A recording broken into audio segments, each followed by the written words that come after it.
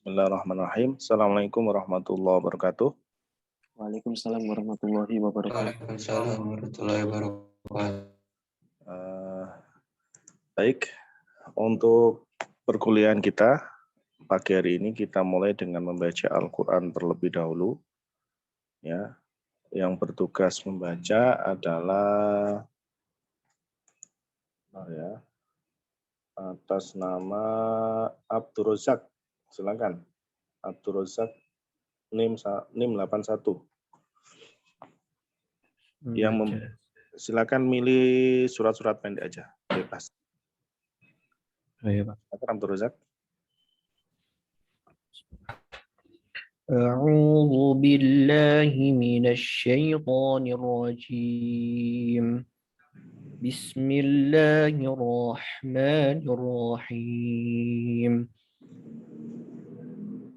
قل يا أيها الكافرون لا أعبد ما تعبدون ولا أنتم عابدون ما أعبد ولا أنا عابد ما عبدتم ولا أنتم عابدون ما أعبد لكم دينكم ولي دين صدق الله العظيم.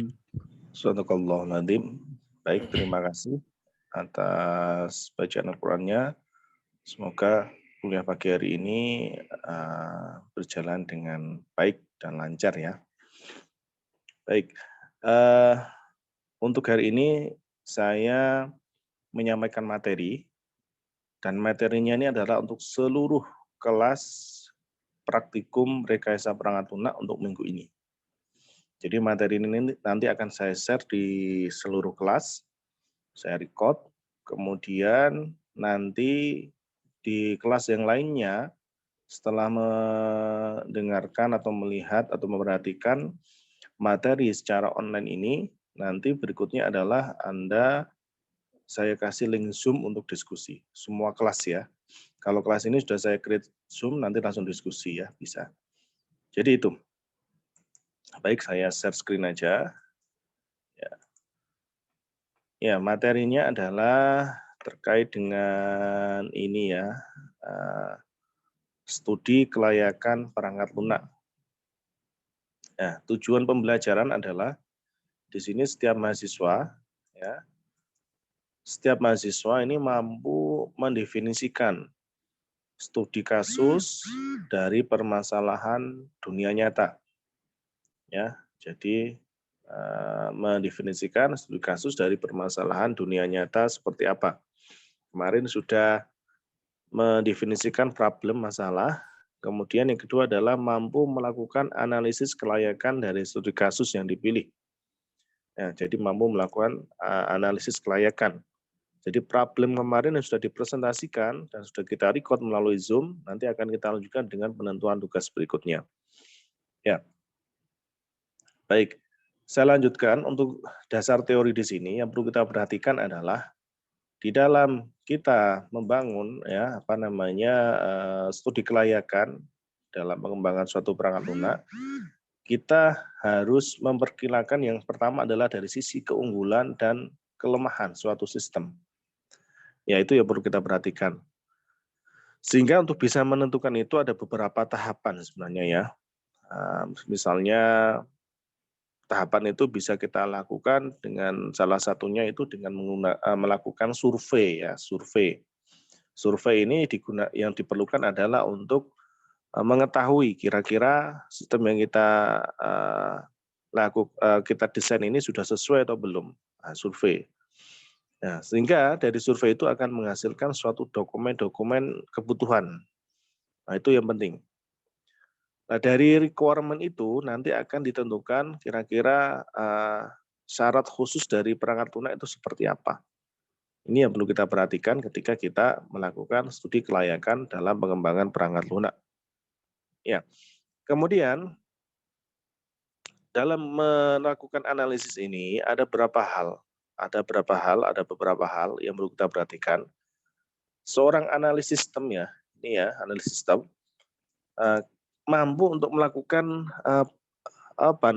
pengecekan atau penyelidikan awal ya terhadap problem yang sudah didefinisikan.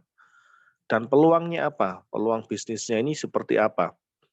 Itu harus disajikan di dalam usulan proyek pengembangan sistem yang ada itu. Sehingga di dalam prakteknya nanti Anda harus mampu untuk melakukan hal-hal yang memang mungkin berpengaruh atau mungkin hal-hal lain yang notabene-nya itu adalah di dalam proses pengembangan ini ada peningkatan atau ada hal-hal yang perlu diklarifikasi kepada stakeholder ini yang membutuhkan atau yang kita kembangkan proyeknya itu dari sisi pengembangan sistemnya, itu kita harus benar-benar analisa. Sehingga di sini, di dalam tugas-tugas itu, dalam studi kelayakan itu ada beberapa hal, meliputi ada penentuan masalah dan peluang yang dituju. Nah, seperti apa penentuan masalahnya. Kemudian juga ada pembentukan sasaran sistem baru secara keseluruhan. Bagaimana sistem itu bisa diidentifikasi dan juga bagaimana pembentukan lingkup sistem. Nah, ini yang perlu kita perhatikan. Di dalam sistem analis ini juga harus betul-betul memperhatikan dari sisi pengusulan perangkat lunak dan perangkat keras untuk sistem yang baru. Nah, ini juga harus Anda perhatikan ya. Bagaimana perangkat lunak dan perangkat keras, hardware dan software ini seperti apa yang diperlukan. Kemudian analisis untuk membuat atau membeli aplikasi misalnya.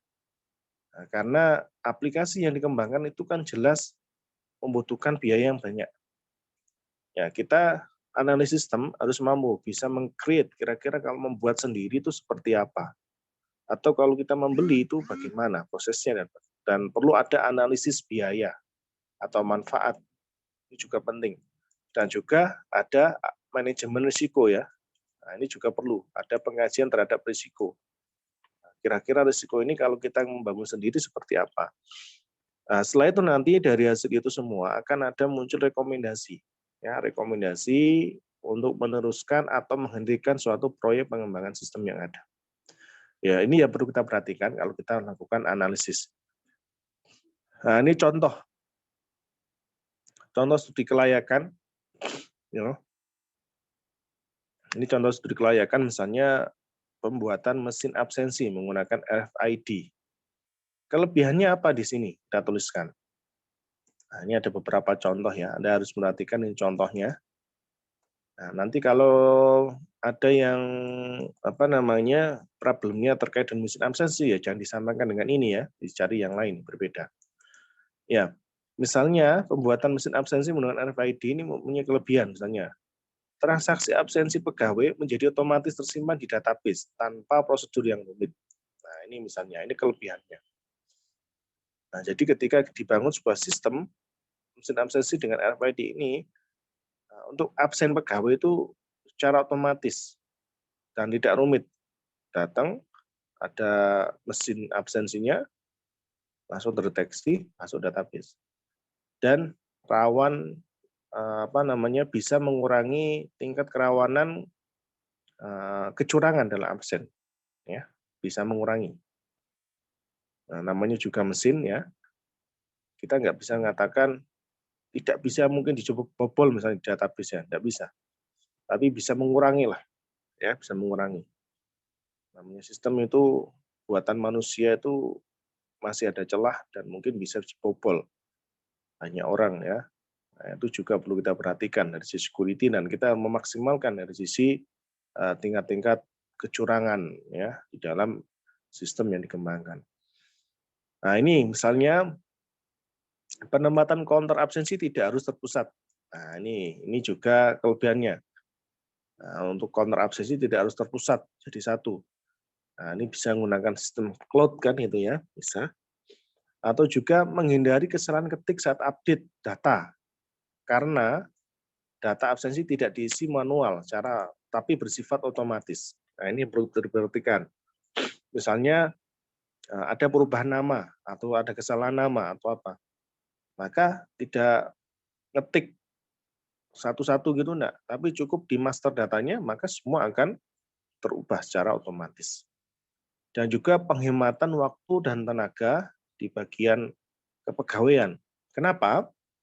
Karena ketika kita menggunakan mesin absensi ini, ketika kita mau menarik laporan, report, dalam bulan ini pegawai yang tidak masuk siapa? Pegawai yang rajin masuk terus siapa? Pegawai yang telat siapa saja? Itu langsung ditarik secara otomatis menggunakan query dan sebagainya. Ya, itu contoh kalau kita menggunakan pembuatan mesin ini. Jadi kita harus menentukan kelebihannya. Nah, ini yang menjadi contoh studi kelayakan. Dan kelebihan lain, ini memang ini masuk kelebihan atau kekurangan sebenarnya ya. Jadi biaya pengembangan ini cukup besar. Ini sebenarnya masuk ranah bisa juga ke sisi kelemahan juga ya ini ya. Kayak pengembangannya kan cukup besar. Ya, pengembangan cukup besar. Kenapa? Karena harus menyediakan komputer sebagai server database. Nah, ini kan harus ada menyediakan server. Program aplikasi dan beberapa mesin counter untuk absensi ini juga kalau kita lihat ya, kalau kita memerlukan server database itu kan juga memerlukan biaya. Tapi kalau pada mesin absensi biasa, ini tidak diperlukan biaya tinggi. Kalau mesin absensi biasa ya, nah, biasa itu yang harga berapa ratus ribu itu lokal ya, nanti di-download di aplikasinya. Nah itu nggak mahal. Di bawah 1 juta kita sudah dapat mesin absensi itu. Cuman ya itu untuk bisa mengintegrasikan keseluruhan itu perlu effort yang besar pula. Nah, jadi itu. Dari sisi keamanan ini juga perlu dipertimbangkan lebih jauh ya. Pertimbangan mana yang lebih menguntungkan dari sisi server atau mungkin dari sisi cloud-nya atau mungkin dari sisi penyimpanannya dan sebagainya. Ya, ini contoh ya yang ada. Kemudian survei ini dapat dilakukan dengan beberapa hal. Misalnya dengan wawancara, kuesioner, atau pengamatan. Kalau wawancara ini jelas ketika kita melakukan survei, wawancaranya adalah dengan stakeholder atau pihak terkait di dalam sistem yang akan dikembangkan. Kalau kuesioner kita memberikan suatu pernyataan atau pertanyaan. Ya, pernyataan itu yang terkait dengan sistem dikembangkan. Nanti user atau stakeholder tinggal mengisi saja. Dari hasil isian itu nanti akan bisa diketahui apa yang dibutuhkan atau seberapa pencapaian kebutuhan dari sistem yang dikembangkan itu akan ketahuan semuanya. Dan juga pengamatan. Pengamatan ini untuk mendapatkan gambaran lebih jelas mengenai sistem administrasi yang berlaku yang ada. Ya, ini gambaran-gambaran yang ada ketika kita lihat masuk hasil survei ini adalah nanti akan muncul model dan bentuk laporan yang diharapkan seperti apa, data yang tersedia dan yang harus disediakan bagaimana, dan sistem konversi bila sudah ada dalam perangkat lunak yang lama bagaimana dan sebagainya. Itu akan bisa kita identifikasi. Ya, tujuan dari studi kelayakan ini adalah ada beberapa hal. Di antaranya itu adalah kita memahami proses bisnis dari sistem yang lama. Ya, proses bisnis ini meliputi ada flowchart atau diagram alir dari sistem tersebut. Kita bisa memahami, oh yang lama itu seperti ini, nanti kelanjutnya seperti ini. Kemudian adalah struktur organisasi. Nah, struktur organisasi ini penting sekali. Kenapa? Karena kita bisa menentukan level ketika mengakses pada suatu sistem yang kita kembangkan. Antara pimpinan, misalnya ada direktur, ada wakil direktur, kemudian di bawahnya lagi ada kepala bagian, ada operator, ada bagian lain dan sebagainya. Ini bisa dilihat dari struktur organisasi yang ada di sana. Nah, semakin tinggi levelnya, maka aksesnya juga semakin luas ya dalam sistem yang dikembangkan itu. Nah, itu level perlu diperhatikan ya ketika kita menentukan struktur organisasi. Seperti contoh misalnya laporan keuangan yang bisa mengakses bagian mana saja. Tidak semua orang bisa mengakses. Hanya level tertentu saja. Nah, itu bisa dilihat dari struktur organisasi. Ya. Kemudian ada deskripsi tugas dan jabatan, ini juga penting. Jangan sampai nanti misalnya dalam suatu supermarket bagian kasir dia ngurusi pembelian barang di tempat kasir itu ya. Dia tugasnya adalah melayani melayani pembeli ya, melayani pembeli ketika ada pembelian barang. Nah, itu tugasnya misalnya, jabatannya sebagai kasir. Jangan sampai nanti ketika di supermarket itu misalnya ya, dia sebagai kasir, tapi tugasnya yang lain. Misalnya mengontrol tingkat keefektifan pegawai atau mungkin mengontrol absensi pegawai itu juga nggak efektif. Karena kalau untuk urusan pegawai biasanya di bagian HRD atau Human Resource Development. Ya, itu juga perlu dipahami terkait dengan deskripsi tugas dan jabatan. Dan juga sarana laporan-laporan ini adalah terkait dengan penentuan kebutuhan yang ada, kemudian ada juga kode-kode yang dipakai di dalam sistem seperti apa. Nah, ini kalau kita memahami studi kelayakan yang ada itu. Kemudian menentukan kebutuhan pengguna secara garis besar untuk dapat mencapai sasaran sistem. Ya, menentukan kebutuhan pemakai sistem secara garis besar untuk dapat mencapai sasaran sistem, misalnya dengan wawancara, observasi, pengambilan sampel dan sebagainya. Serta di sini juga bisa menentukan permasalahan yang terjadi pada sistem yang lama yang mana menyebabkan belum dapat mencapai sasaran misalnya. Itu bisa kita tentukan kira-kira seperti apa. Dan hasil studi kelayakan itu harus bisa menjawab pertanyaan-pertanyaan berikut ini ya. Apa yang dikerjakan oleh sistem lama? Itu seperti apa? Apa yang harus dikerjakan oleh sistem baru untuk sasarannya? Apa permasalahan yang harus dipecahkan oleh sistem baru? Bagaimana hasil penilaian kelayakan teknis, ekonomi, hukum, operasi, dan jadwal seperti apa? Jadi masing-masing ini adalah pertanyaan yang sering muncul, dan ini enggak mutlak 4 ini ya, bisa dikembangkan sendiri. Jangan-jangan nanti sistem yang baru itu tambah lebih bulat, lebih susah, atau lebih lemot misalnya, atau mungkin lebih lambat, nah ini yang tidak boleh, berarti nggak layak. Nah itu yang perlu diperhatikan ketika kita lakukan studi kelayakan ini. Dan hasil dari studi kelayakan ini untuk menentukan proyek dilanjutkan atau dihentikan. Nah ini ya, hasil dari studi kelayakan ini, proyek dilanjutkan atau dihentikan. Kalau dihentikan harus ada alasan jelas, oh ini kenapa? Itu harus betul-betul diperhitungkan ya. Dan hasil studi kelayakan ini akan didokumentasikan secara terpisah. Nah, nanti ada namanya dokumen SRS ya, Software Requirement Specification. Nah, ada beberapa outline-nya seperti ini misalnya. Oke, untuk yang ini ya saya bahas sekalian. Jadi ada pendahuluan, nanti ada pernyataan masalah, lingkungan implementasi, larangan-larangan apa saja. Nah, ini banyak sekali ya, terkait dengan ukuran studi kelayakan yang ada.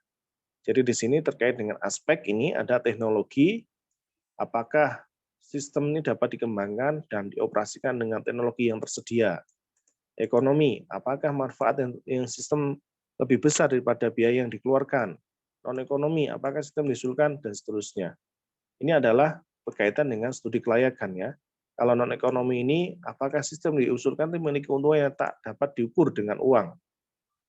Nah, ini juga perlu kita perhatikan dari sisi pertimbangan.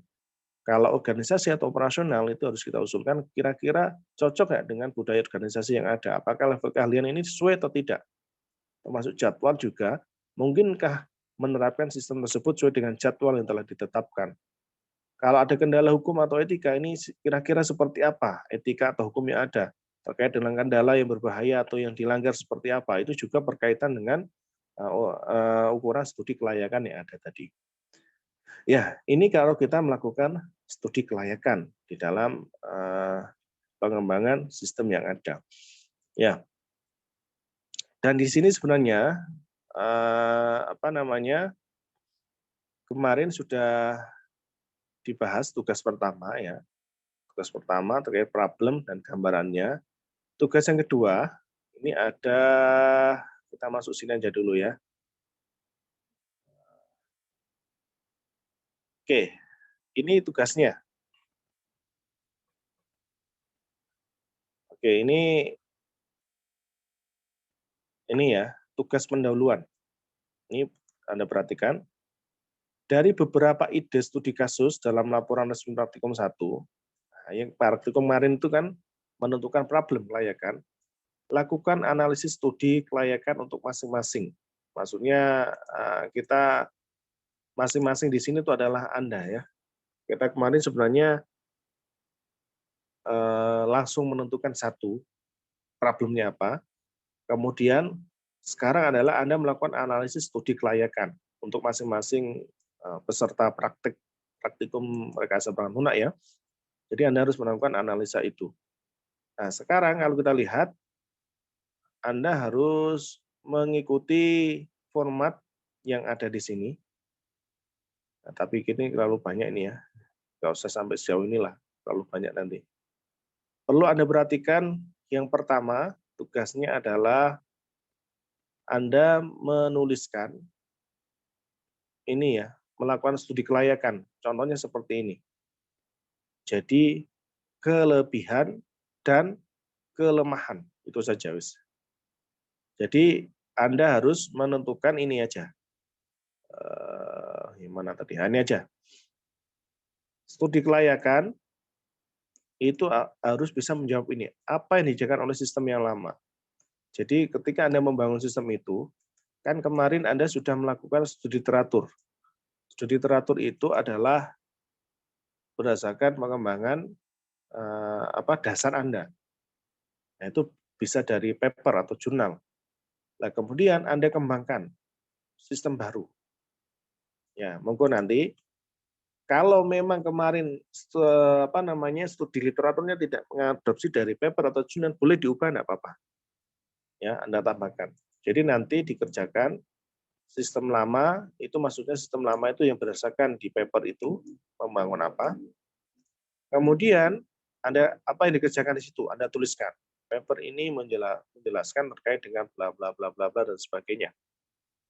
Ya. Kemudian apa yang harus dihasilkan oleh sistem baru untuk mencapai sasarannya. Nah, ini perlu juga. Apa yang dihasilkan.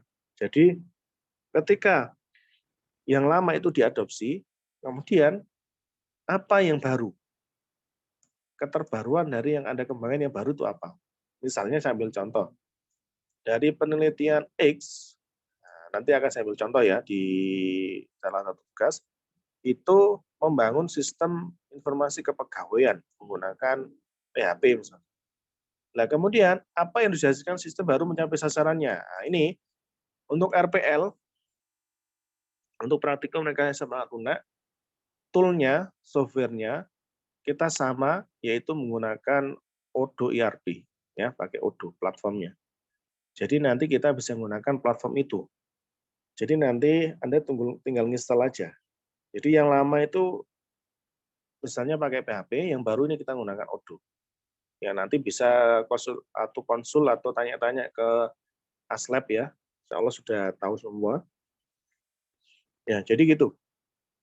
Nah, kita platformnya pakai Odoo, platform untuk framework-nya ya. Apa permasalahan yang harus dipecahkan oleh sistem yang baru? Permasalahannya apa? Anda tuliskan, jabarkan. Dan bagaimana hasil penilaian kelayakan teknis ekonomi hukum? Nah, ini ada penjelasannya. Ekonomi, hukum, teknis. Lah ini kan ada kan? Pertimbangannya adalah ini. Nah, Anda rangkai sendiri. Nah, nanti untuk modul, nanti saya share aja ya. Nanti saya share di e-learning. Jadi gitu. Ini modul yang kita pakai di beberapa praktikum yang sebelumnya. Baik, ini yang saya sampaikan untuk materi pada kesempatan kali ini, dan ini adalah berlaku untuk semua kelas praktikum rekayasa perangkat lunak. Dan sekarang adalah mohon kalau misalnya ada yang nggak jelas bisa ditanyakan atau mungkin nanti bisa dikonsultasikan langsung dengan Aslab atau dengan saya jika boleh. Baik, itu dari saya. Mungkin untuk materinya saya akhiri dulu untuk pembahasan materi. Assalamualaikum warahmatullahi wabarakatuh.